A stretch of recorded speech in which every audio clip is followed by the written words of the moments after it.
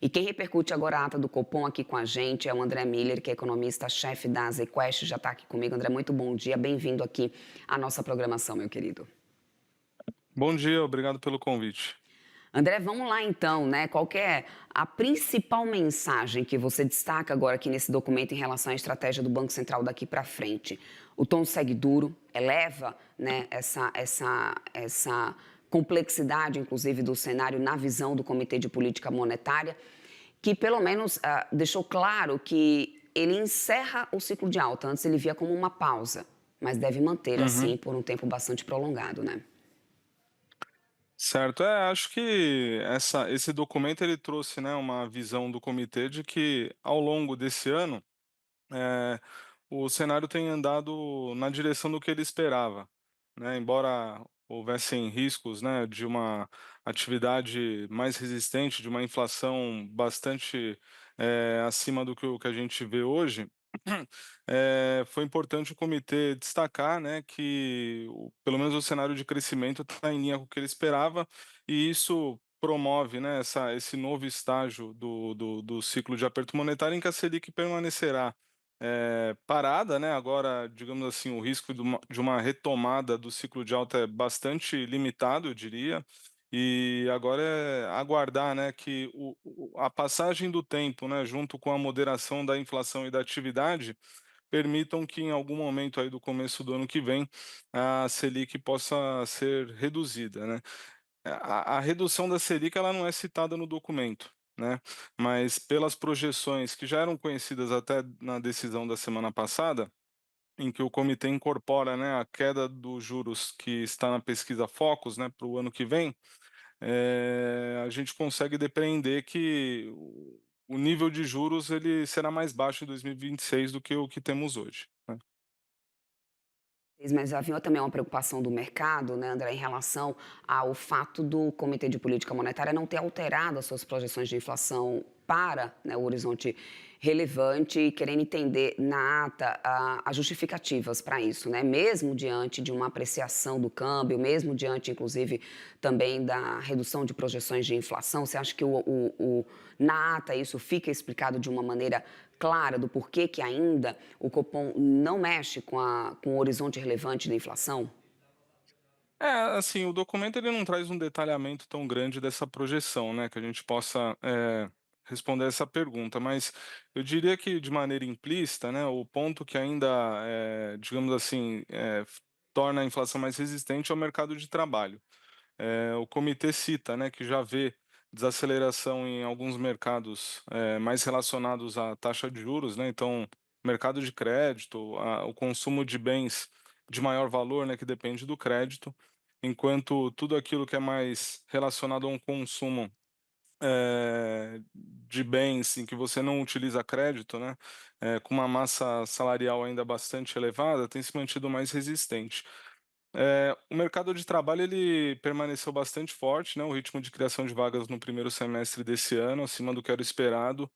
O último dado do IBGE mostrou alguma desaceleração na margem, acho que é o ponto, digamos assim, que é o último movimento, né, que o Banco Central, gostaria de verificar nessa desaceleração do mercado de trabalho para que ganhasse mais confiança de que a taxa Selic ela poderá ser reduzida no futuro, né, mais confiança também, no cenário de uma inflação mais baixa ao longo dos próximos, trimestres, né, dentro do que é hoje o horizonte relevante para o Banco Central.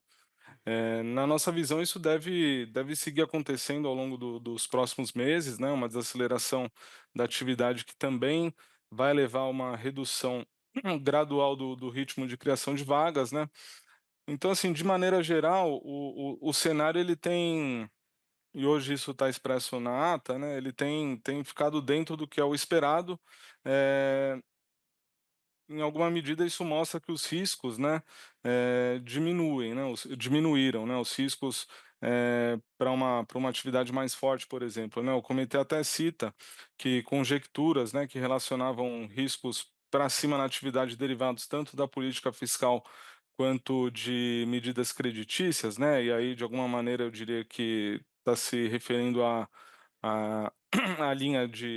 a nova linha de crédito consignado, né, que foi criada nesse Uhum, ano, isso tudo ao longo desses últimos meses se mostrou menos impactante do que se observava antes, né. uhum. Então, acho que esses riscos eles têm se reduzido, tá. André, para além, né, do cenário externo, e também dessa questão do mercado de trabalho, a gente também tem o Banco Central voltando a mencionar a importância do arcabouço fiscal, né? Até que ponto a incerteza sobre cumprimento de meta, de déficit zero tem influenciado a postura mais conservadora do Copom? Ainda tem peso relevante na tua visão?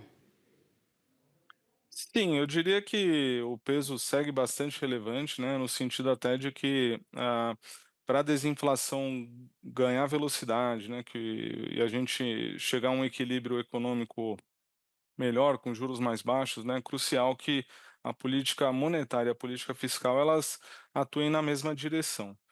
Isso não foi verdade em 2023 e 2024, né, quando o ritmo de crescimento dos gastos foi muito forte, estimulando a demanda, né, e fazendo até com que o comitê de política monetária tivesse que voltar a subir os juros para se contrapor a esse cenário de inflação, né, expectativas desancoradas.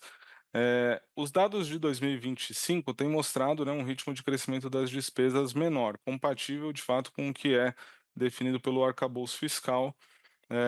A manutenção dos gastos dentro desse intervalo, seja no restante desse ano, seja em 2026, sem dúvida nenhuma vai contribuir para esse contexto, né, de desinflação e, consequentemente, para que a política monetária ela possa, deixar o campo contracionista, né, ao longo do ano que vem, principalmente. Então, sem dúvida, é um ponto bastante relevante esse que você mencionou.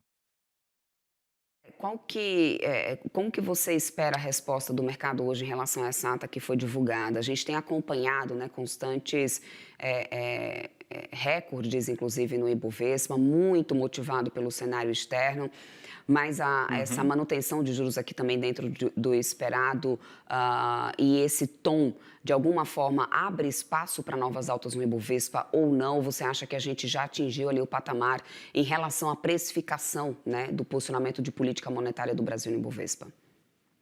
Uhum.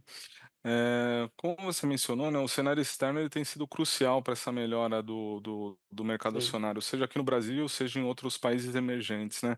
Muito disso tem refletido a desvalorização do dólar no mundo, né, que é um ponto também que o comitê cita na ata, em função de várias, mudanças, né, até mais recentes na política monetária dos Estados Unidos.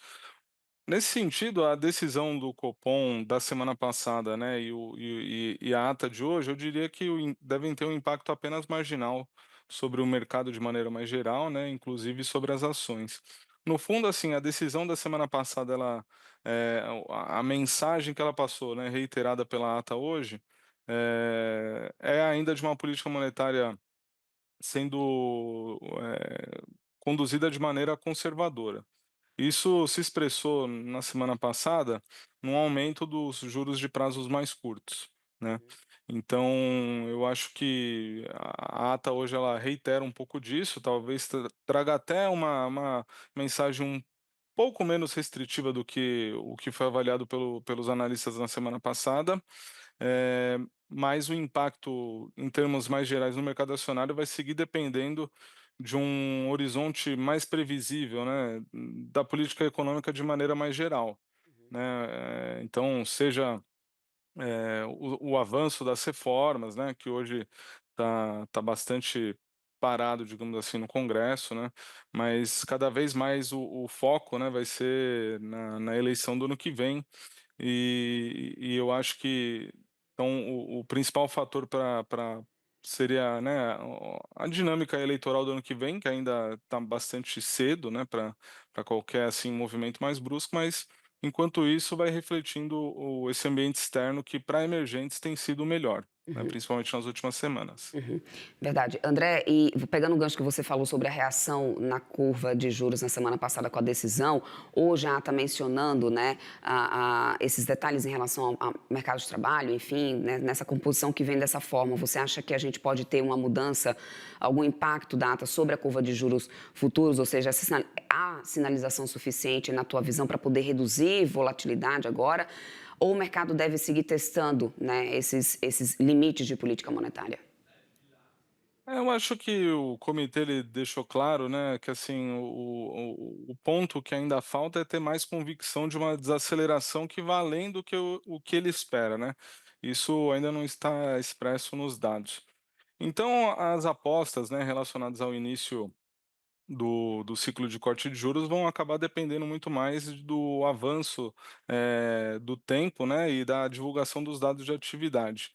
A nossa interpretação aqui é que o segundo semestre do ano deve ser mais fraco e à medida em que isso for sendo confirmado pelos dados, eh, as projeções de inflação também vão se mostrar menores ao longo do tempo no horizonte relevante, abrindo espaço para que em janeiro o Banco Central inicie um processo de corte de juros, né?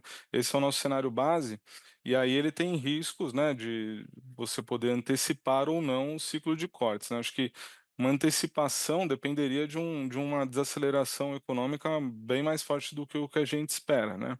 Isso eu diria que hoje não é um cenário com o qual a gente tem trabalhado, né, os indicadores não têm sinalizado nessa direção. Agora, para o início do ano que vem, eu sigo confortável, né, até com a mensagem que o Banco Central traz hoje, né, de que ao longo, né, mais 6 meses com juros nesse patamar bastante restritivo, bem acima do que é o juro neutro, deve levar, né, à convergência da inflação no horizonte relevante e abrir espaço para a queda de juros, né, de maneira gradual ao longo do ano que vem. Perfeito, quero muito, meu querido, agradecer tua participação aqui conosco. Conversamos com o André Miller, economista-chefe da ZQuest. Um ótimo dia para você e até a próxima. Obrigado. Até Até a mais. próxima.